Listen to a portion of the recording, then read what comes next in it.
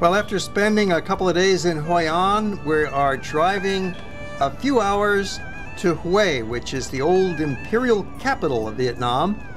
And along the way, there is really quite lovely scenery. We're passing some rice paddies, little villages, and more rice paddies. You'll find that everywhere in Vietnam.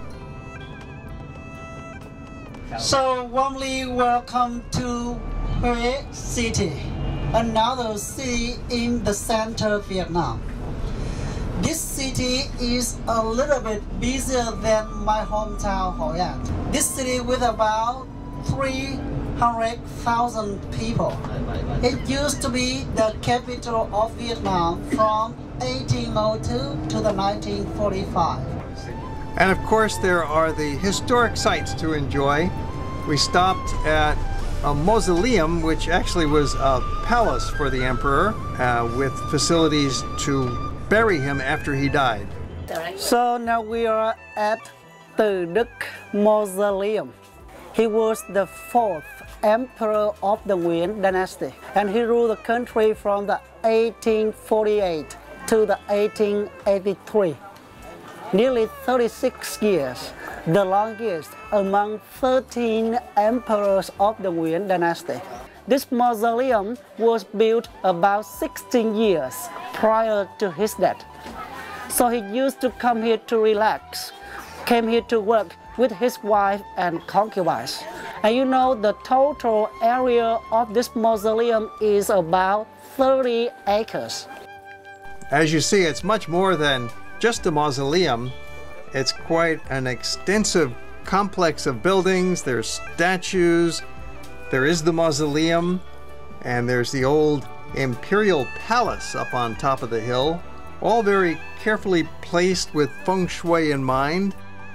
The emperor was quite the architect, and he had assistance from professionals. Notice the beautiful ceiling inside the main chamber there. A very photogenic spot outside as we continue along.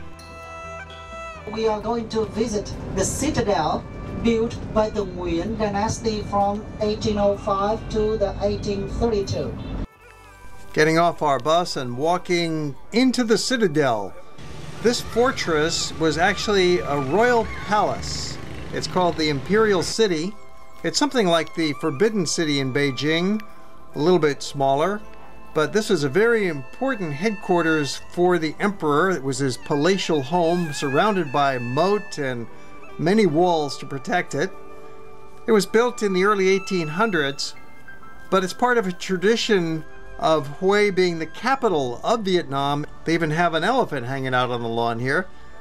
There's not a lot left of the palace. It's been damaged over the years by wars and by time, but they've done a great job of renovating what's left, and it makes an important visit. We'll show you more of the Imperial City in a future program, more detailed about all these places.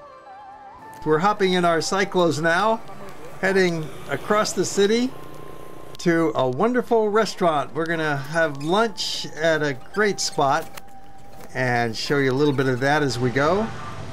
Hello, hello. Hello, hello. In future programs, we will come back here with much more detail. But for now, we're just having some fun looking at some of the highlights of this beautiful city of Hue. A restaurant called Ancient Hue.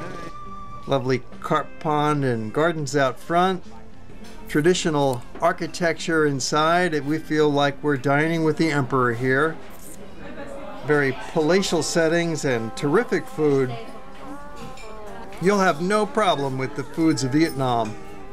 They are really tasty and really quite healthy, with the innovative presentations here with these carved table pieces. We had lots of vegetables. We had some fish, some pork, some chicken. It was a huge tasting menu. They just kept bringing plate after plate after plate. And then some fine ice cream for dessert. This was a very nice service. All part of our tour. We're visiting Vietnam, and the tour actually goes on to Bangkok and to Angkor Wat, as well. In future programs, we'll show you some of that. Now we're enjoying a boat ride on the Perfume River in Hue, heading from one of our pagoda visits back into the city, enjoying some of this life along the river.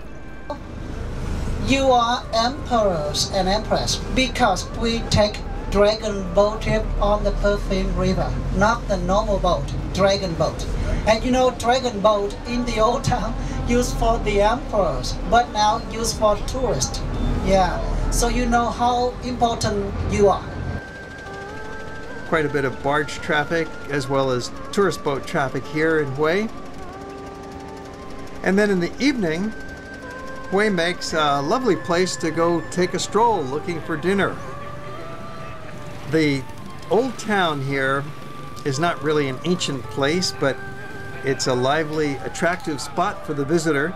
It's a small area, only takes up about 4 streets by 3 streets, so you've got about 10 or 12 square blocks to go walk around in. And of course there's many different restaurants, cuisines of all types, from French and Italian to Mexican and Vietnamese, naturally. Plenty of shops. The clothing is really a good value here in Vietnam. They manufacture most of the clothing that you see for sale. There's art galleries and antique shops as well. Bars, cafes, and fabulous restaurants. Nice to be out at twilight to enjoy this kind of lighting. You have the lingering dark blue sky, and you've got the shop lights on. Friendly hostess with the local cuisine here. Local food, what kind? Hue food. Hue food. Yeah. Yeah? Okay, sounds good. Continuing our walk through the streets of Hue. It's very safe. You just have to watch out for the motorcycles zipping by. There'll be lots of cyclo riders who want to stop and give you a ride. And that's kind of a fun way to see it, and very cheap. A couple dollars for a 20-30 minute cyclo ride around through the center of town. Always the sidewalk restaurants in Vietnam. Here you can get a meal for $2. And the food at the sidewalk restaurants is just fine for the visitor. Don't be scared. It's cooked, it's healthy, it's fresh, and it's delightful. And what a deal. This fellow on the motorcycle is getting it to go. That's a pretty good package. Pull in, it's probably $1 for one dish. A couple dollars for a complete meal. Amazingly cheap. Friendly shop clerks. Yeah, now you are my friend. I will just sell for you very cheap. Oh, very cheap. Okay. And here's a kind of a evening market. They've got their fresh produce and fruits, and the motorcycles drive right up, load up on some foods to go, throw it in a bag. Merchants are cooking their own dinners there right on the spot. And more streets. You might get a little bit lost, but it's a small downtown area, so you'll find your way back again to your hotel or wherever it is that you're staying. There's various travel desks always to help you out if you're just making plans on the spot.